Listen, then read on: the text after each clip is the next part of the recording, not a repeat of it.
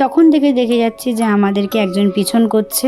প্রথমে আমরা সেই জিনিসটাকে ইগনোর করি, তারপর দেখছি লোকটা একটু বেশি বাড়াবাড়ি করছে। তারপর দেখি দোকানে লাল জামা কাকা আর দাদু মিলে শীতল পানি আর কাকের খাবার কিনছে। এটাকে আমরা তাও অ্যাভয়েড করলাম, কিন্তু তাও জিনিসটা আমাদের পিছন ছাড়ছে না। তারপর ওর মায়া ভরা চেহারা দেখে আমিও মুগ্ধচিত্র হয়ে পড়লাম।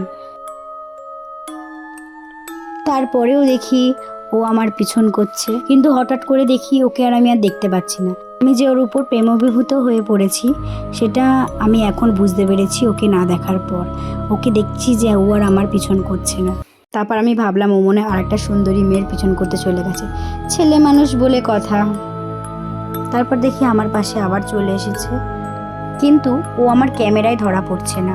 মনে হয় এ প্লে বয়, এ যদি আমার ক্যামেরায় উঠে যায় ওর গার্লফ্রেন্ডগুলো তো সব দেখে নেবে।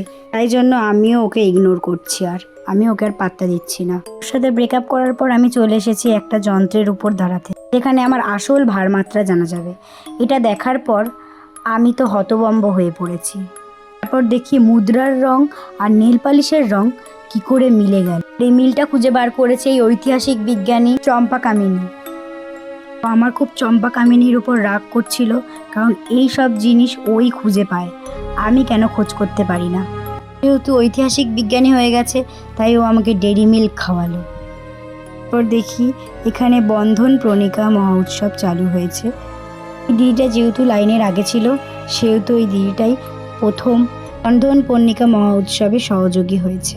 আর এই দিকে আমি একটা বাদ্যযন্ত্র বাজাচ্ছিলাম। তারপর এরা দীর্ঘ জীবনের আশীর্বাদ নিল।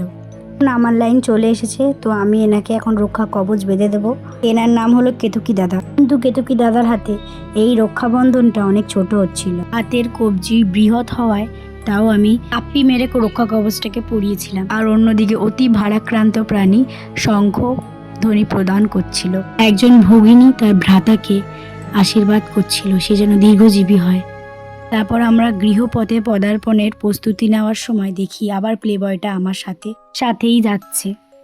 এখন আমি ভাবছি না, এটা আমি আর নিতে পারছি না, একে আমার ক্যামেরায় বন্দি করতেই হবে। তো ওকে আমি ক্যামেরা যখনই বন্দি করতে যাই তখনই ও হারিয়ে যায়। যাই হোক, এখন আমি আমার পল্লীবাসীতে ঢুকে গেছি। এখানেই আমি আমার ব্লগটাকে শেষ করলাম। দেখা হচ্ছে পরের ভিডিওতে। টাটা।